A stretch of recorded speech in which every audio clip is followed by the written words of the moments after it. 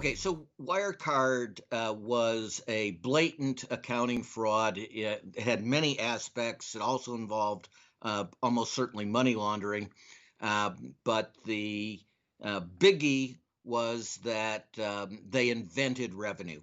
And so when they invented millions and billions in revenue, they supposedly had to have funds somewhere. So they invented deposits in banks. And then there was a great hunt for the supposed missing money. But of course, there was no missing money. The money never existed. And so it was bankrupt. And it had gotten into the DAX index, the first DAX index stock to fail, and big scandal and all kinds of regulatory screw ups that we talked about.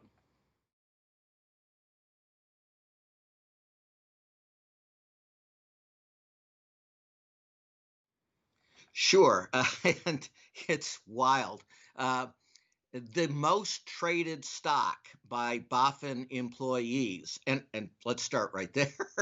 BaFin employees should not be trading stock, right? Was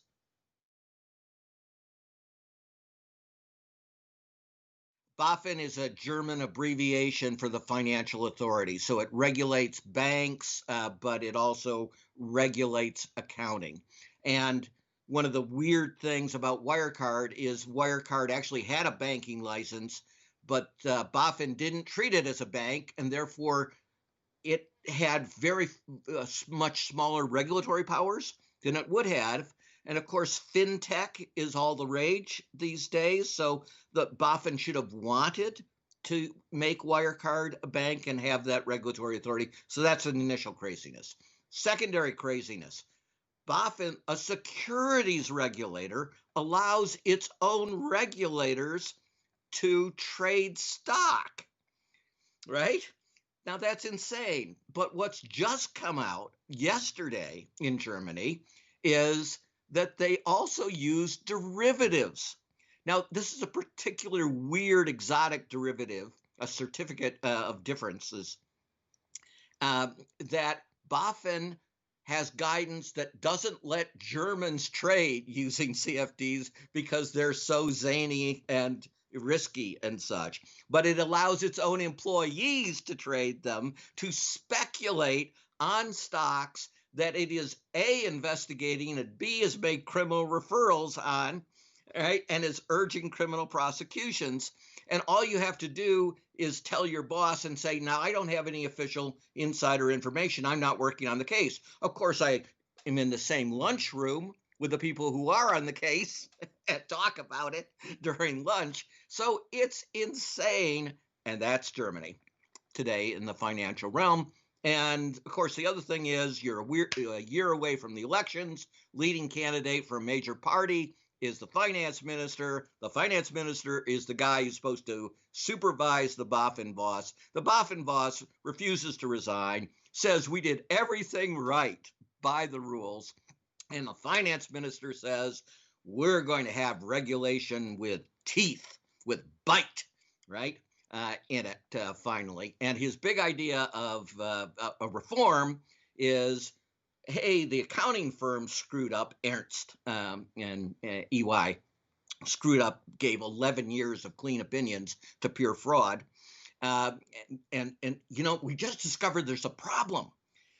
You both the auditor and you work as consultant, and you use the audit as a loss leader to get all this rich consulting job. Are you going to give an adverse opinion on the audit if all the rich consulting revenue is going to go away? Probably not.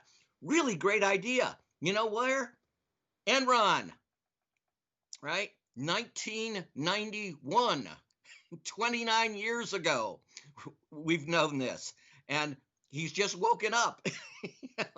it's like they're sleeping. And then, just for all kinds of fun, it came out that the prime minister lobbied in China for Wirecard, that Wirecard hired former German senior intelligence officials to lobby for them, and that the speculation on how one of the leading Wirecard guys was able to disappear and still hasn't been caught is his close ties to the German intelligence services.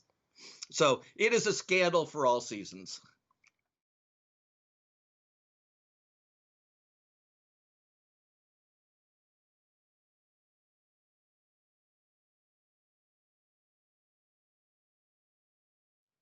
Okay, so you need different regulators who actually believe in regulation. So we haven't gotten to what BaFin really did. That's truly insane. So whistleblowers, and if you go to the BaFin website, it's all for whistleblowers, except when the whistleblowers came forward and gave information to journalists at the Financial Times who had great exposés of Wirecard's frauds, and this stuff was given to BaFin on its website portal for whistleblowers. BaFin tried to out the whistleblower and sought a criminal prosecution against the whistleblower, and for the first time in its history, suspended all short selling, which is a thing you do against fraud, for 3 months. The only time in history that they've done this was for the worst securities fraud in German history. For them, they not only didn't enforce the law against the crooks, they perverted the law into a weapon against the whistleblowers and the journalists and the short sellers who were telling the truth. So they didn't just fail, they went 180 degrees in the wrong direction. And that means the problem isn't the law. The problem is the people. That you have your absolute top leaders are what I call anti-regulators. And you will never succeed, no matter what you change in the law, until you absolutely clean house and have a completely different mindset. And frankly, the European mindset, like the American mindset, has become this bipartisan or multi-partisan in the German and European context agreement that regulation can't work, right? And that we just can't rely on any of it. And so we just give up. And if you give up, you will fail. It's a self baked in thing. Self-defining failure will always occur with these people. People like me will come to Germany, and we will talk. You just pay, not you, but them. Done this in many countries. Pay the air freight. When Americans are allowed into Europe again because of our stupid COVID policies. And we'll train people for free if they really want to improve things. Here's what the United Kingdom had: absolutely pathetic financial regulation, a race to the bottom between the City of London and Wall Street. It brought in to run the central bank a Canadian. Ireland brought in an Australian, right? They felt you actually had to go outside the conventional culture because the conventional culture had, again, from multi-parties, reached this agreement that we were going to fail. And by God, they proved it. They did.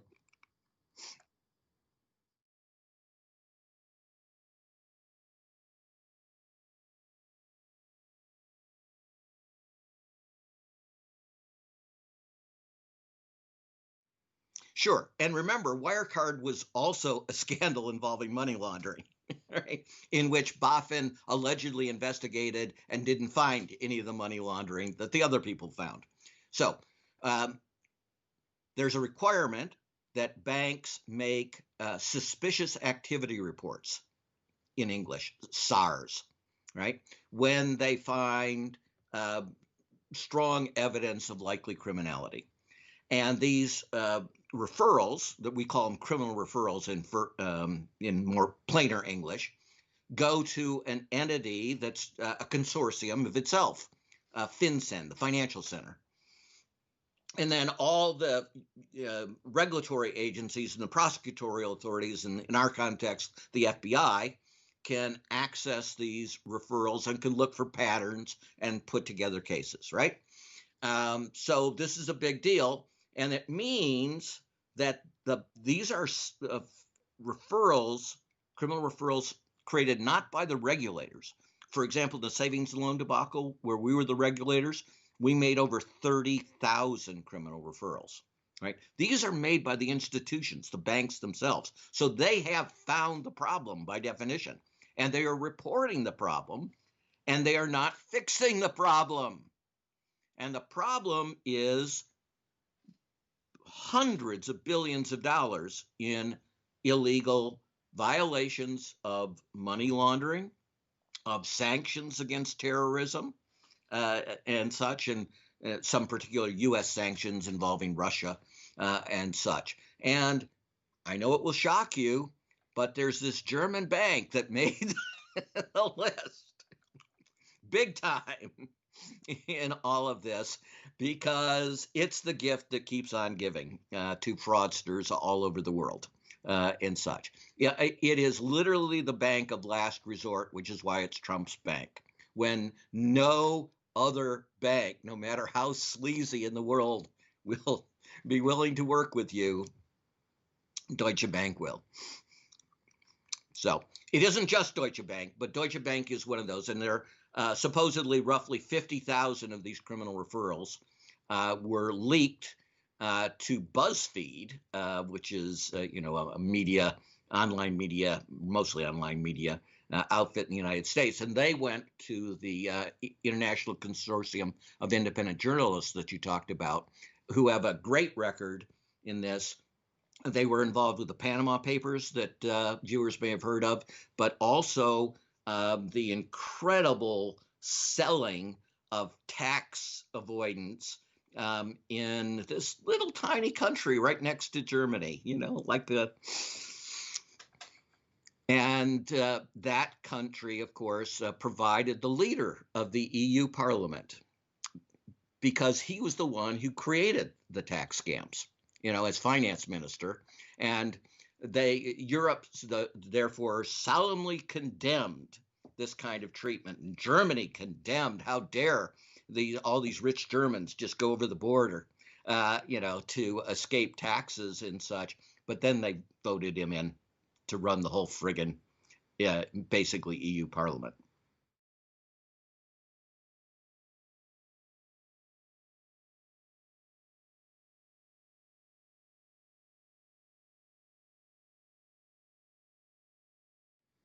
Okay, so how they affect people depends country to country. But let's start with the Great Financial Crisis. The Great Financial Crisis was driven by these elite epidemics of fraud in the financial sector. In the U.S. context, over 1 million fraudulent mortgages per year by the year roughly 2005 were pumped out in the system. That cost 9 million Americans their jobs when it produced the Great Recession. 5 million jobs that normally would have been created weren't created. Millions of Americans lost their homes and such. In the other context, Ireland, it bankrupted the entire nation, right? A nation that was top of the charts near Germany in per capita GDP. Just before this, and was glorified by Cato, a far right-wing group in the United States, along with Iceland, as the great models for the world. And so when you create these phony successes, which is what these frauds do, and predatory efforts, other people will copy them. Oh, I don't know whether people have ever heard of the payment protection insurance scandal in the United Kingdom. But they sold insurance that had a 500% profit margin. And so essentially all the retail profits of British banks came from the insurance sales. Everything else was just like stuff on the web that it's just bells and whistles to get you to click on and get information from you that they're going to sell. Well, everything was bells and whistles except the sale of this insurance that, and I quote the lead British folks, created the vast majority of all the profits. So they predated on 50 million Brits. and they lost on average. So none of this should have been sold in an honest market, zero. And they sold over 50 million pounds of it. So that's a transference of 50 million pounds. In the US context, these financial predatory mechanisms target Blacks and Hispanics. And the average wealth, median wealth loss in college-educated households who were Black in the United States was right around 60%. And for Latinx folks in America with college degrees, it was 70%.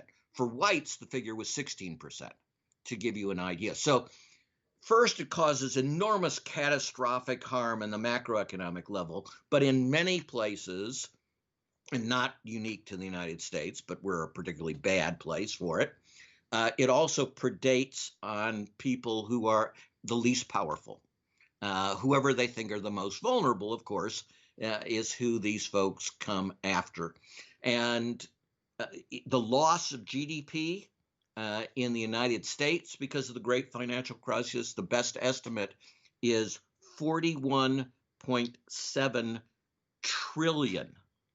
A trillion, as we use it in the United States, means 1,000 billion. So it's a staggeringly large number. It's a number basically 100 times the size of the U.S. defense budget, to give you an idea, which is, of course, a massive military budget. So in all of those kinds of ways, but also finance, when it gets screwed up, harms productivity. And productivity in most parts of Europe and the United States is at a distinctly mediocre level over any significant period. That dramatically affects people's lives. And beyond that, wage growth in the United States, the median, again, which is a better measure, that's what most people experience. Means or averages are greatly pulled up by extreme values, in other words, the super wealthy. But the median wage in the United States today is about the same as in 1973. So you can see it has had terrifying effects on people's everyday lives. In the United States, people of your age no longer think in terms of buying homes, for example, which for somebody of my age, when I was your age, that was, I'd owned a home for years because everybody knew that's how you got ahead and into the middle class type of thing. So it has really profound effects. Also, finance has the whip hand over all kinds of other industries because they have to get their lending and their equity from it. And so finance, when it becomes perverse, and it's massively perverse, and again, not in a few countries, but in most countries, then it systematically misallocates capital to less productive uses. And you do stupid things, like you don't do research and development because that takes years to, it produces the innovations, but it takes years, and that's going to reduce my short-term reported profits. And if finance cares overwhelmingly about short-term reported profits, and it does, then it's going to push people in ways that's going to really screw up generations to come. And that's before we get to climate disruption. But probably that should be a different program.